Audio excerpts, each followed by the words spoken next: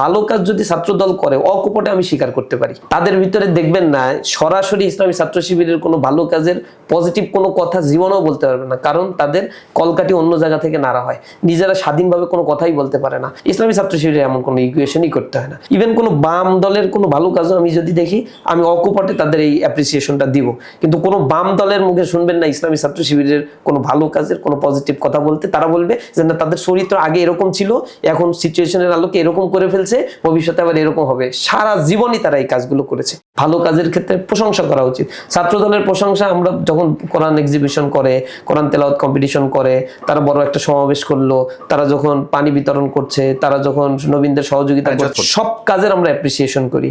তাদের কেউ আহত নিহত হলে আমরা স্টেটমেন্ট দেই, আমরা কর্মসূচি পালন করি। তাদের এত সংকীর্ণ মানসিকতা, জীবনে কোনোদিন ইসলামী ছাত্র শিবিরের কেউ মারা গেলে, কেউ আহত হলে মুখ ফুসকে কোনো কথা বলবে না।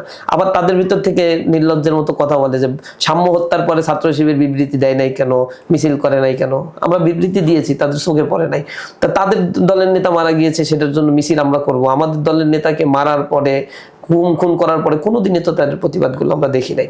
তো তারা করবে প্রতিবাদ, এটা আমরা আশা করি না, কিন্তু অন্যায়ের বিরুদ্ধে আমরা যাব, ন্যায়ের পক্ষে আমরা থাকবো। ভালো কাজ যদি ছাত্রদল করে অকপটে আমি স্বীকার করতে পারি। ইসলামী ছাত্র শিবিরের আমি এই পর্যায়ে দায়িত্বশীল হয়ে তাদের প্রত্যেকটা ভালো কাজের অ্যাপ্রিসিয়েশন আমি দিতে পারি, এবং আমি ফেসবুকেও তাদেরকে অ্যাপ্রিসিয়েশন দেই, আমি কথার মাধ্যমে অ্যাপ্রিসিয়েশন দেই ভালো কাজের ক্ষেত্রে। তাদের ভিতরে দেখবেন না সরাসরি ইসলামী ছাত্র শিবিরের কোনো ভালো কাজের পজিটিভ কোনো কথা জীবনেও বলতে পারবে না, কারণ তাদের কলকাঠি অন্য জায়গা থেকে নাড়া হয়, নিজেরা স্বাধীনভাবে কোনো কথাই বলতে পারে না। কোনো কাউকে ভালো কথা বললেই হয়তো তারা মনে করে যে হ্যাঁ শিবির হয়ে যাচ্ছি আমি, পরে আমাকে আবার আদারিং করে দেবে। কোনো ডেমোক্রেটিক চর্চা দলের মধ্যে নাই। নেতা নির্বাচিত হয় রাতের বেলায়, একজনের সিগনেচারে তাদের নেতৃত্ব থাকে না। সুতরাং ওই নেতাকে সবসময় তটস্থ থাকতে হয় যে আমি আসলে কার কথা শুনবো এবং কোন কথাটা বলবো, যে কথা বললে আসলে আমার পথ থাকবে কিনা, এসব নানা ধরনের ইকুয়েশন করতে হয়। ইসলামী ছাত্র শিবিরে এমন কোনো ইকুয়েশনই করতে হয় না।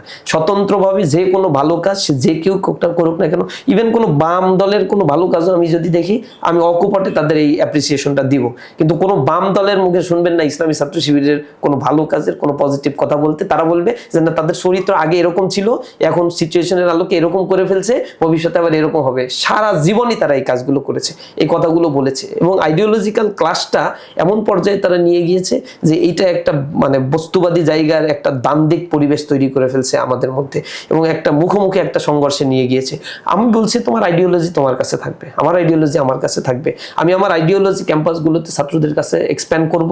ছাত্ররা ম্যাচিউর, তারা লেখাপড়া করে, they are conscious enough, they can analyse everything. তো তারা ডিসিশন নেবে আসলে তার মানে কোন আইডিওলজিকে অ্যাকসেপ্ট করা উচিত। কিন্তু তুমি কেন বিরোধিতা করবা, তুমি কেন আরেকজনের কার্যক্রমে হস্তক্ষেপ করবা? তারা এটা কন্টিনিউয়াসলি করে, কারণ তাদের পলিটিক্সটাই হচ্ছে মিথ্যাচারের পলিটিক্স।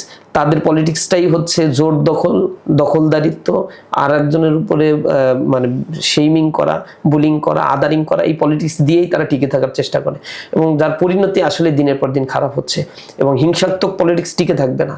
আপনি বামদের পলিটিক্সের কথা বলেন, 90-এর দশকের পর থেকে শক্তিটা ক্ষয়িষ্ণু হতে হতে আজকে বাংলাদেশের কোনো ক্যাম্পাসে তাদের কোনো অস্তিত্বই নাই। 10 জন শুধুমাত্র মিডিয়ার মাধ্যমে যায়, মিডিয়ায় তাদের হয়তো কিছু লোকজন আছে বাম ঘরনার, তারা তাদেরকে কাভারেজ দিচ্ছে, আর এই কাভারেজ গুলো নিয়েই তারা মনে হয় বিশাল কোনো নেতা, কিন্তু ব্যানার ধরার মতো এক লোক তাদের কোথাও তারা খুঁজে পাচ্ছে না। তাদের আদর্শ হিংসাত্মক আদর্শ হওয়ার কারণে কোনো স্তরের মানুষ তাদেরকে এখন আর অ্যাকসেপ্ট করছে না। অথচ তাদের কথাগুলো তারা কিন্তু সুন্দরভাবে উপস্থাপন করতে পারতো, তাহলে হয়তো রাজনীতির ধারাটা একটু ভিন্নভাবেও মানুষ দেখতে পারতো। আমরা এই জায়গায় তাদের কাছে আহ্বান জানাই, ভালো কাজের ক্ষেত্রে পরস্পরকে সহযোগিতা করি, একটা সুন্দর বাংলাদেশ গড়ে তোলার জন্য আমরা চেষ্টা করি, তাহলেই তো এই দেশটা আগাবে।